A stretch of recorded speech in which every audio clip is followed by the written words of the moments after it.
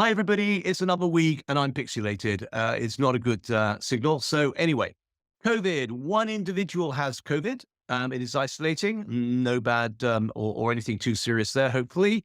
Colleagues, seven, let's get over it. And let's really get over the fact one home is still in outbreak testing.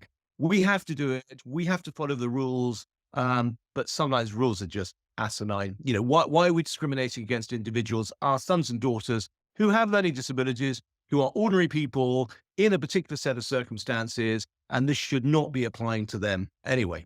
COVID is not stopping family visits. I think there may be a little bit of confusion around some of the communications from our side as to organizing those. So we are really looking into that to streamline it behind the scenes so we don't get any misunderstandings. One of the points is that it is not possible to visit people within communal areas because it can sometimes cause injuries. There have been injuries that have happened. And secondly, it is communal areas for other individuals as well. And so it's sort of stepping into their place, their privacy, and so on. So if somebody's in an apartment, that is not a problem under normal circumstances. And we then make sort of adjustments for the fact where it is in a communal space, and we can offer other options for actually sort of meeting up. So that's something we're very sensitive to, as we have always been. Alrighties, the YouTube. At the moment, we have two YouTube channels. One is called The Social Care Diary, and the other one is our own Home from Home Care YouTube channel. Okay, if you're on The Social Care Diary, you need to, I would suggest, now subscribe to the Home from Home Care YouTube channel, because that we will be switching off the Social Care Diary, and most of the people who are subscribers are on the Home from Home Care channel.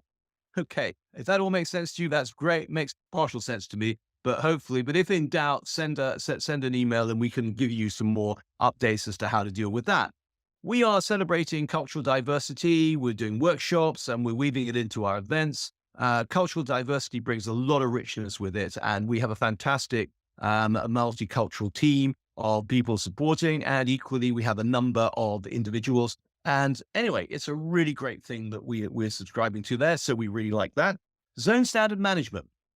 Right. I do just want to make the point why we're very, very different.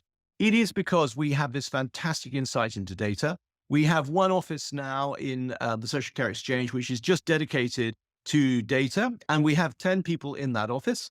And these guys are looking at data all of the time. They're looking about to make sure that our sons and daughters have gone to the loo. They're analyzing the data there, that they're having the right activities. They're looking at any incidents that take place, looking at food, looking at all sorts of things. And the data is giving us fantastic insight. It's telling us perhaps when when one of our colleagues is getting a little fatigued, working in the same place, getting a little bit stale, somebody else that can be promoted, that can be moved on, new experiences. All of that, we have a fantastic insight, and knowing things before they happen and become issues or big issues or problems is what is the strength of what we've got. So we have this really, really great team and a really great way of looking at it. It doesn't change the operational side because we have all the operational people there, other than the fact that the operation guys have much more information, and we operate something called 95/5. Okay. And the 5 being the 5% of things that are not going as well as they could go or could go better.